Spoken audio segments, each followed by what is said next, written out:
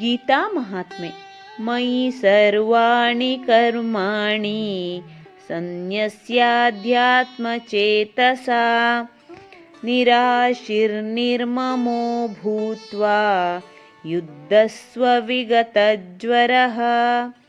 ಎಲ್ಲ ಕರ್ಮಗಳನ್ನು ನನ್ನಲ್ಲಿ ಅರ್ಪಿಸಿ ನನ್ನಲ್ಲಿ ಮನವಿಟ್ಟು ಮಮಕಾರ ತೊರೆದು ವ್ಯಾಮೋಹ ಮತ್ತು ಹಂಬಲವನ್ನು ಬಿಟ್ಟು ಹೋರಾಡು ಎಂದು ವಿವರಣೆ ಕೊಟ್ಟಿದ್ದಾನೆ ಪರಮಾತ್ಮ. ಇದನ್ನೇ ವಿವರವಾಗಿ ಕೃಷ್ಣ ಹೇಳುತ್ತಾನೆ. ನೀನು ಮಾಡುವ ಸರ್ವ ಕರ್ಮವನ್ನು ನನಗರ್ಪಿಸಿ ಕರ್ಮ ಮಾಡು ಎಂದು. ಇಲ್ಲಿ ಸನ್ಯಸ್ಯ ಎನ್ನುವ ಪದ ಬಳಕೆಯಾಗಿದೆ. ನಾನು ಮಾಡಿದ್ದೆಲ್ಲವೂ ನಾನೇ ಮಾಡಿದ್ದಲ್ಲ, ಅದು ನನ್ನ ಕೈಯಿಂದ ಭಗವಂತ ಮಾಡಿಸಿದ್ದು, ನನ್ನ ಮೂಲಕ ನಡೆದುದೆಲ್ಲವೂ ಭಗವಂತನ ಪೂಜೆ ಎನ್ನುವ ಸಮರ್ಪಣಾ ಭಾವ ಸನ್ಯಾಸ.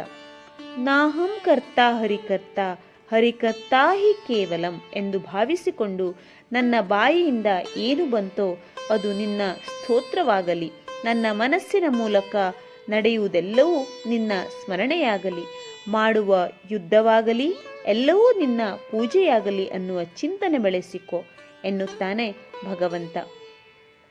ಇಲ್ಲಿ ಯುದ್ಧ ಸಮಷ್ಟಿಯಾಗಿ ತೀರ್ಮಾನವಾಗಿರುವುದು. ಹಿಂದೆ ಧರ್ಮರಾಯ ರಾಜಸೂಯ ಯಾಗ ಮಾಡಿದಾಗ ಅಲ್ಲಿ ಶಿಶುಪಾಲನ ತಲೆ ಉರುಳುತ್ತದೆ. ಆಗ ಧರ್ಮರಾಯನಿಗೆ ವ್ಯಾಸರು ಇದು ಮುಂದೆ ನಡೆಯುವ ಮಹಾಯುದ್ಧದ ಮುನ್ಸೂಚನೆ ಎಂದು ಹೇಳುತ್ತಾರೆ. ಆದರೆ ಈ ಯುದ್ಧ ವಿಧಿಲಿಖಿತ. ಇಲ್ಲಿ ಅರ್ಜುನ ಕೇವಲ ನಿಮಿತ್ತ ಅಷ್ಟೆ. ಆದ್ದರಿಂದ ಭಗವಂತನಲ್ಲಿ ಮನವನ್ನಿಟ್ಟು ಹಂಬಲ ಮಮಕಾರ ತೊರೆದು ನಿಶ್ಚಿಂತೆಯಿಂದ ಹೋರಾಡು ಎಂದು ಕೃಷ್ಣ ಅರ್ಜುನನಿಗೆ ಹೇಳುತ್ತಾನೆ. ನಮ್ಮ ಬದುಕೇ ಒಂದು ಹೋರಾಟ. ಈ ಹೋರಾಟದಲ್ಲಿ ನಾವು ಮಾಡುವ ಕಾರ್ಯವನ್ನು ನಾವು ಪ್ರಾಮಾಣಿಕವಾಗಿ ಮಾಡಬೇಕು. ಏನು ಆಗಬೇಕೋ ಅದು ಆಗೇ ತೀರುತ್ತದೆ. ಅದನ್ನು ತಡೆಯಲು ನಮ್ಮಿಂದ ಸಾಧ್ಯವಿಲ್ಲ. ಭಗವಂತ ನನಗೆ ವಹಿಸಿದ ಕೆಲಸವನ್ನು ಆತನೇ ನನ್ನ ಕೈಯಿಂದ ಮಾಡಿಸಿದ. ಇದು ಅವನಿಗರ್ಪಿತವಾಗಲಿ, ಅವನ ಪೂಜೆಯಾಗಲಿ. ಏನು ಫಲ ಬಂತೋ ಅದು ಭಗವಂತನ ಪ್ರಸಾದ.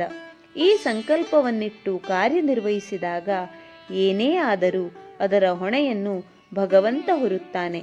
ಇದಕ್ಕಿಂತ ದೊಡ್ಡ ಪೂಜೆ ಯಾವುದೂ ಇಲ್ಲ. ಇದು ಗೀತೆಯ ಮೂಲಕ ಕೃಷ್ಣ ನಮಗೆ ನೀಡಿದ ಜೀವನ ಸಂದೇಶ.